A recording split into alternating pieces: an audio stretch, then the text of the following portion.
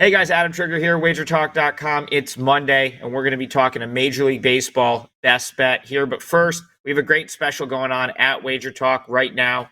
It gets you the rest of it, Major League Baseball for free with any football package. There's a couple different options on the page. There's one that's essentially the football season. Get MLB free, probably the best value up on the page right now.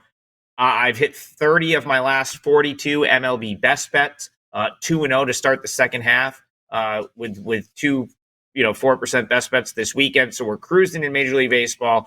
Have won in football, the majority of the time I've been at Wager Talk and expect to do so this year. So check out that football package. And also, I don't neglect baseball once football rolls around. I'll be still doing the AAA, still doing the KBO, and of course, Major League Baseball, September, October, right through the World Series. So great value right there, getting the rest of the MLB season, with the football purchase. And I hope we can continue on and continue to hit as good as we have, over the past couple months. I've got a 4% MLB best bet for Monday night.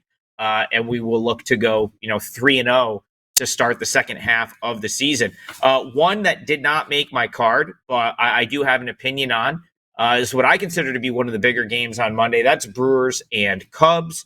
I'm going to look at the total here. Instantly looked, I thought it was a little bit, watered down. I kind of touched on this on Friday when I talked about the Cubs, that, their offensive numbers are horrific over the last couple months.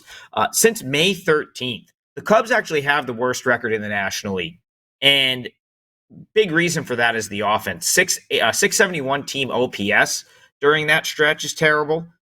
3.7 runs per game is awful. I've been wrong about the Cubs this year personally. They were a team that before the season I gave out a couple of different ways. I thought they had a team. I thought they had the ability to be a real sleeper in the National League, but really they've just been asleep, for lack of a better, sort of way to describe it.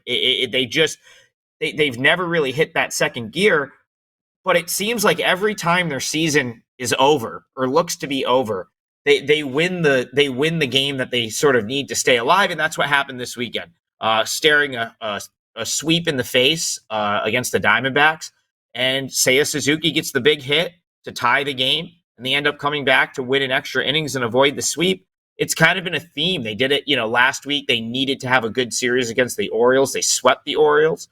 They really needed to split with the Cardinals. They got the win on the final day of the first half, and then they avert disaster against the Diamondbacks this weekend. And the dust settles, and they're still only 3.5 games out of the wild card. They're probably not going to catch the Brewers, who are I believe 10 games ahead of them in the NL Central.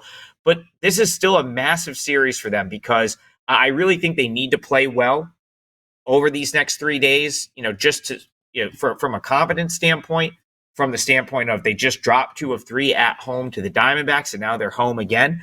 But also a winning series here, if they can take 2 of 3 from the division leaders in the Central, kind of keep them in the mix in that division ever so slightly, but keep them very much in the mix in the NL, which no one seems to really want to take control of those final wildcard spots at this point. So I really don't know who's going to win this game, though. I do like the Brewers, and that's why I'm going to focus on the total here, because I do think we see runs. If you looked at the Brewers this weekend, played a couple of crazy games. If you had the under in the Brewers game on Saturday, that's an all-time bad beat. It was a 1-0 game going into the 8th inning. There ended up being, I believe the final was 8-4. All sorts of runs in extra innings. I believe the Brewers scored 7 on their own in extra innings on Saturday, and they ended up scoring again late yesterday. So they've scored runs late, and they've also given them up 6 runs against the Twins in the 8th inning or later in what was a 2-game series over the weekend. So, could get some runs late here, especially if you look at how these games have played out between the Cubs and the Brewers so far this year. It's been a very competitive series going back to, I believe they've now played 3 separate series. A lot of the games have been close. Late runs has been a thing, between these two teams. And if you look recently, coming into this game, 5 of the last 6 games between the Brewers and the Cubs have seen 8 runs or more.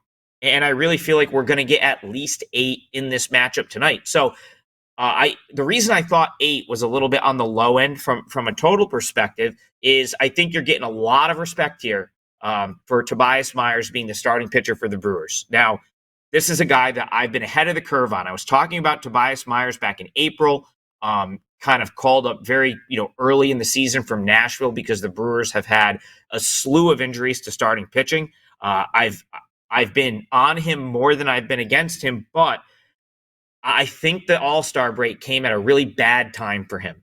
The reason I say that, he was absolutely rolling. His best stretch, maybe of his career at any level in affiliated ball, was probably the 6 weeks, leading into the All-Star break.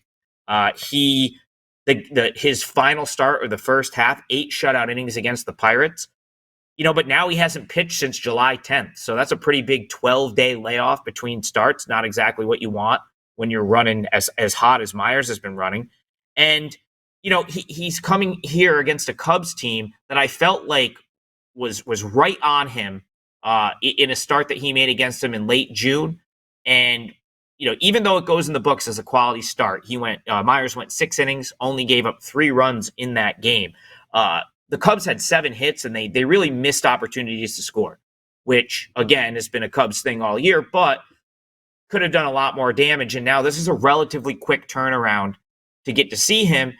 And he's a guy that a lot of these Cubs players, the Pete Crow Armstrong, some of the guys that have been in AAA recently, they've seen Myers a ton because Nashville and Iowa always play in AAA.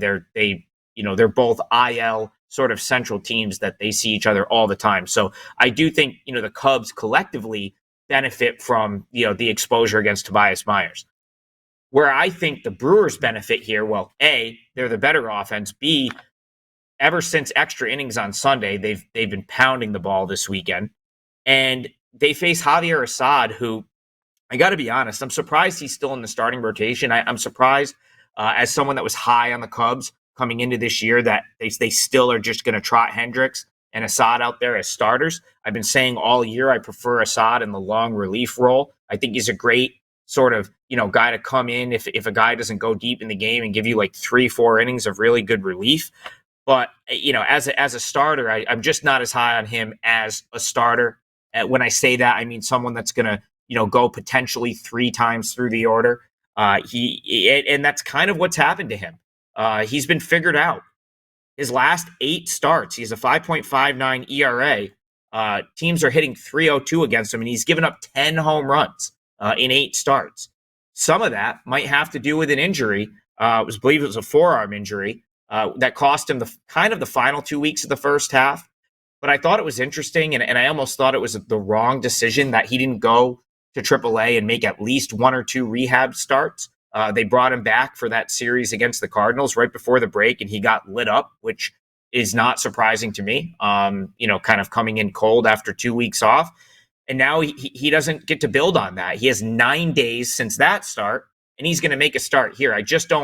That doesn't feel like a recipe for success for someone that was struggling big time, prior to the injury. If it was up to me, I would have had him making a couple rehab appearances just to work out, sort of what's went wrong, because he was very good through his first 8 or 9 starts of this season, and he's been awful, since. Now he's dealing with a little bit of an injury. Now you've got a 9-day layoff. So again, just not a recipe for success, in my opinion, for Assad. And then when it comes to the bullpens, the Brewers are still dealing with pitching injuries, kind of top to bottom in their rotation. And they just played back-to-back close games, an extra inning game on Saturday, an 8-7 game yesterday. They've used some of their top bullpen arms, whereas the Cubs, they have good bullpen arms, but they haven't quite figured out the mix and who they want in the 8th inning, who they want in the 9th inning. Kind of view their bullpen as a little bit of a ticking time bomb where, I felt like they bullpen, the relievers threw the ball well against the Diamondbacks, but they still don't have those defined roles at the end of the game. And that tends to come back to haunt teams, that don't really have a 7th, 8th, 9th inning, kind of like rotation. And that could very well happen here. So all in all, I felt like the total was a little bit low at 8. Again, 5 of the last 6 meetings between these teams have produced 8 runs or more, and I expect to see 8 runs or more in Brewers Cubs tonight. Don't forget, I've got a 4% MLB play going tonight. I'm 30-12 in my last 42 baseball plays, and we've got that great special up at WagerTalk all week long that gets you the rest of the MLB season, or gets you football with the rest of the MLB season for free. Don't forget to like and subscribe. Hope everyone has a great Monday, and let's keep cashing tickets.